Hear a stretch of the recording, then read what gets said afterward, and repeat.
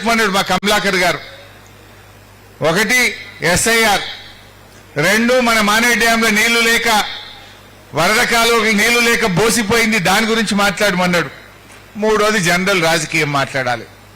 So మూడు అంశాలు కూడా మాట్లాడుకుందాం. సరే, మొదటిదిగా నిన్న రేవంత్ రెడ్డి స్పీచ్ మీరు ఎవరైనా టీవీలో చూసిందో లేదో నాకు తెలియదు.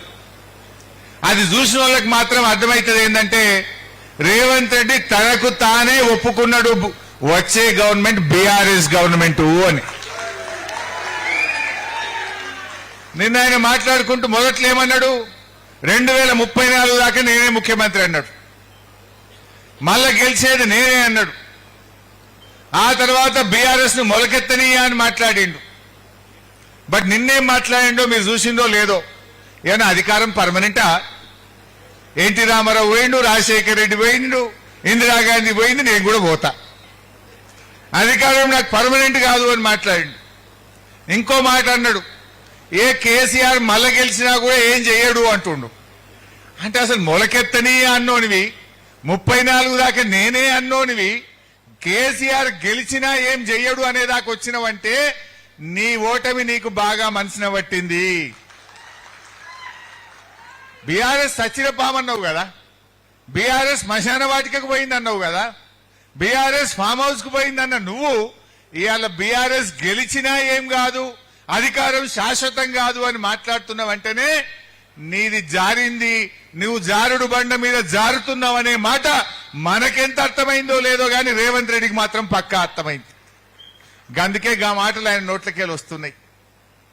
ప్రాధేయపడుతున్నాడు, నేను అంటుండు రైతుల్ని పట్టుకొని, రైతులను రిక్వెస్ట్ చేస్తుండు, రైతులను ప్రాధేయపడుతుండు, మీరే కంచె వేసి నన్ను కాపాడుకోవాలంటుండు. కంచేసేట రైతులు రేవంత్ రెడ్డి ప్రభుత్వాన్ని కాపాడుకోవాలన్నట. ఎందుకు నాయన? రైతులను మోసం చేసినందుక, రైతులను అడుగడుగున వంచినందుక, రైతు డిక్లరేషన్ లో ఒక్కటి కూడా అమలు చేయనందుకు నిన్ను కంచె వేసి కాపాడుకోవాలన్నా రేవంత్ రెడ్డి అని నేను అడుగుతా ఉన్నా. ఏం చేసినావు రైతుల కోసం? కరోనా వచ్చినా, కష్టం వచ్చినా, పెద్ద నోట్ల రద్దు జరిగినా, ఆర్థిక ఇబ్బంది ఉన్నా కేసీఆర్ గారు క్రమం తప్పకుండా రైతు బంద్ వేసిండు, రైతుల్ని కాపాడుకున్నాడు. నువ్వేం చేసినావని రైతుల్ని కంచేసి కాపాడుకోవాలి? 3 సార్లు రైతు బంధు 30,000 కోట్లు ఎగబెట్టినందుకు నిన్ను కంచె వేసి కాపాడుకోవాలనా? యాసంగి పంట బోనస్ ను బోగస్ చేసినందుకు నిన్ను కంచె వేసి కాపాడుకోవాలనా? కేసీఆర్ హయాంలో ఆటో డ్రైవర్ చెప్తే ఇంటికాడ ఎరువులు వచ్చినాయి, ఇలా యాప్లు పెట్టి చెప్పులు లైన్లో పెట్టించి యూరియా కోసం రైతుల్ని గోసబెట్టినందుకు కంచె వేసి నిన్ను కాపాడుకోవాలా? ఏం చేసినావు నువ్వు? ఇలా 24 గంటల కరెంటును 10 గంటలకు తెచ్చి కరెంటు సరిగా ఇవ్వక, నీళ్ళు ఇవ్వక రైతుల్ని ఇబ్బంది పెట్టినందుకు కంచె వేసి కాపాడుకోవాలనా? నిన్న భూముల ధరలు పెంచినావు, రేపో మాపో మళ్ళా భూమికి పన్ను వేస్తాడట. భూమికి పన్నులేస్తా, భూముల రిజిస్ట్రేషన్ వాల్యూ పెంచుతా అని ఇలా ధరలు పెంచి రైతుల దగ్గర డబ్బులు వసూళ్లు చేసినందుకు నిన్ను కంచె వేసి కాపాడుకోవాలనా? అసలు నువ్వు చేసిందేంది? రైతులకు చేసిన ఒక్క మంచి పని చెప్పు. ఇలా కేసీఆర్ గారు రైతు బీమా పేరిట రైతులకు కొండంత ధైర్యాన్ని ఇచ్చిండు. ఇవాళ రైతు బీమా 6 నెలలైంది ఆగిపోయి. రాష్ట్రంలో చనిపోయిన 7,600 మంది రైతు బిడ్డలకు బీమా డబ్బులు అందకుండా ఆగం చేసినందుకు నిన్ను కంచె వేసి కాపాడుకోవాలనా? దేనికోసం కాపాడాలి? నిన్ను కంచె వేసి కాపాడు కాదు, కాగడాలు పట్టుకొని నిన్ను తరిమే రోజులు దగ్గరలో ఉన్నాయి మిస్టర్ రేవంత్ రెడ్డి. రైతులందరూ కాగడాలు బట్టి తరుముతారు బిడ్డ నిన్ను. ఇలా అన్ని మోసాలే చేసినావు.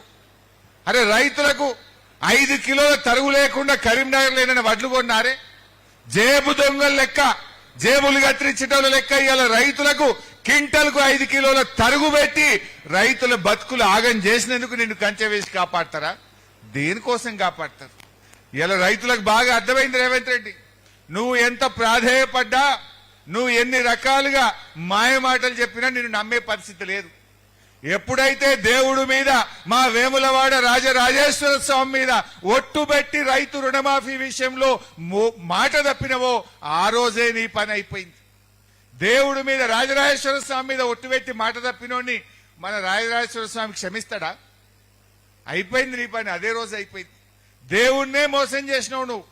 నిన్ను ఈ దేవుడు కాదు కదా, రాష్ట్ర ప్రజలు కూడా నిన్ను క్షమించేటువంటి పరిస్థితుల్లో లేరు. ఏదేదో పిచ్చి పిచ్చి డైలాగులు కొడుతుంటాడు. నిన్న కేసీఆర్ గారిని పట్టుకొని పశుపతి అంటాడు. నువ్వేంటిది మరి, భూతపతివా? ఇప్పుడు ఆ నేపాల్లో హిందువులంతా, ప్రపంచ హిందువులంతా పూజించే పశుపతినాథ్ దేవాలయం ఉంటుంది నేపాల్లో. పశుపతినాథ్ అంటే పశువులను, సమస్త జీవకోటిని కాపాడేటువంటి ప్రతిరూపం, శివుడికి ప్రతిరూపం పశుపతినాథ్. మరి కేసీఆర్ గారు అంత అద్భుతంగా రైతులను, రైతుల చేతుల్లో ఉండే పాడి పశువులను అందరినీ కాపాడి రాష్ట్రాన్ని అద్భుతంగా అభివృద్ధి చేసిండు. నువ్వు కేసీఆర్ గారు పట్టుకొని ఏదో బూతులో సినిమా డైలాగులు కొట్టినంత మాత్రాన ప్రజలు నమ్మే పరిస్థితిలో లేరు. ప్రజలకు అర్థమైంది కేసీఆర్ గారు ఏందో, కేసీఆర్ గారు చేసిన పనులేందో ఇలా రాష్ట్ర ప్రజలకు అర్థమైంది. నిజంగా కేసీఆర్ గారు ఉంటే ఈ కరువు కాలంలో, ఇప్పుడు ఎల్ నినో వచ్చింది అంటున్నారు. ఎల్ఎండిలో మనోళ్ళు పోయి నిన్న హాకీ ఆడిండ్రు, ఫుట్బాల్ ఆడిండ్రు, క్రికెట్ ఆడిండ్రు, నేను చూసిన. ఆ పరిస్థితి ఎందుకు వస్తుండే? ఇలా ప్రపంచవ్యాప్తంగా ఎల్ నినో వచ్చింది. కాలం కాదు, వర్షాలు పడై కరువు వస్తుంది అని చెప్తా ఉన్నారు. అందుకే కేసీఆర్ గారు దూరదృష్టితోని కరువు వచ్చినా కాలం కాకపోయినా పక్కా నీళ్లుండే మేడిగడ్డ నుంచి కాళేశ్వరం ప్రాజెక్టును రూపకల్పన చేసింది. ఇలా కాళేశ్వరం అంటే మీ అందరికి తెలుసు, కరీంనగర్ వాళ్ళకైతే మనకు బాగా తెలుసు. కాళేశ్వరం అంటే 3 బ్యారేజీలు, 18 రిజర్వాయర్లు, 17 పంప్ హౌజులు, 203 కిలోమీటర్ల గ్రావిటీ టనల్లు, 1500 కిలోమీటర్ల గ్రావిటీ కెనాల్లు, సబ్ స్టేషన్లు, ఇవన్నీ కలిపితే కాళేశ్వరం. అన్ని బాగున్నాయి కదా. ఇలా ఆ కాళేశ్వరం గొప్పదనం ఏంటంటే దాన్ని 3 భాగాలుగా వాడుకుంటాం. మంచిగా కాలమైందనుకో, మంచి వర్షాలు పడ్డాయి అనుకో, మనం మిడ్ మానేర్ నుంచి మాత్రమే మోటార్ లాంచ్ చేసి కాళేశ్వరం నడిపించుకుంటాం.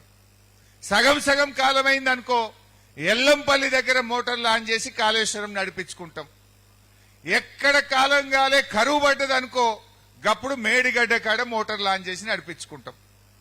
పోయిన 2 ఏళ్ళు కాలం మంచిగా అయింది.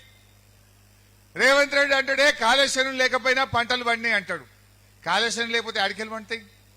పోయిన 2 ఏళ్ళు కాలం మంచిగా అయింది.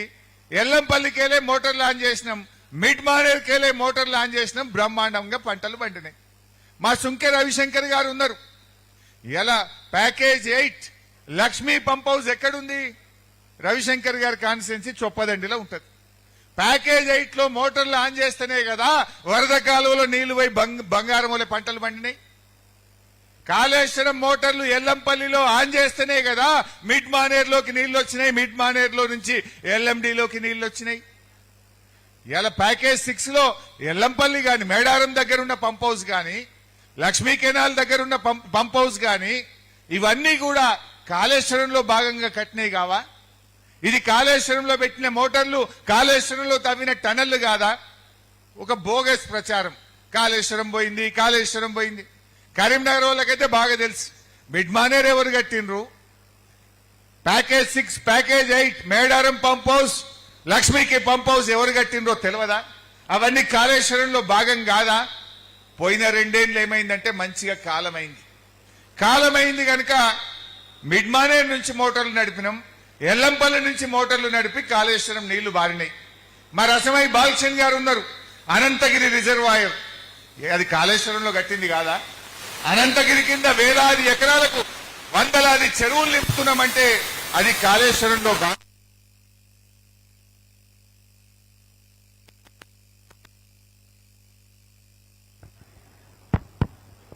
హలో ఇవాళ అనంతగిరి రిజర్వాయర్ తోడా సౌండ్ పెంచిన బాబు. అనంతగిరి రిజర్వాయర్ ఇవాళ అది కాళేశ్వరంలో కట్టింది కాదా? అనంతగిరి కింద వందల చెరువులు నిండుతున్నాయి, 1000 ఎకరాల్లోకి నీళ్లు వస్తున్నాయంటే అవి కాళేశ్వరంలో భాగం కాదా? కాళేశ్వరం కూలింది అయినా నీళ్లు వచ్చినాయంటే ఆడికెళ్ళి గాల్లకెళ్ళి వచ్చినాయి, ఏమన్నా విమానంలో వచ్చినాయా? రేవంత్ రెడ్డి కాళేశ్వరంలో కట్టిన టనళ్ల ద్వారా వచ్చింది, కాళేశ్వరం పంప్ హౌస్ల ద్వారా నీళ్లు వచ్చినాయి, కాళేశ్వరంలో కట్టిన రిజర్వాయర్ల ద్వారా కాలువల ద్వారానే ఇవాళ బంగారం ఓలే పంటలు పండినాయి. మరి ఇప్పుడు జరగాల్సి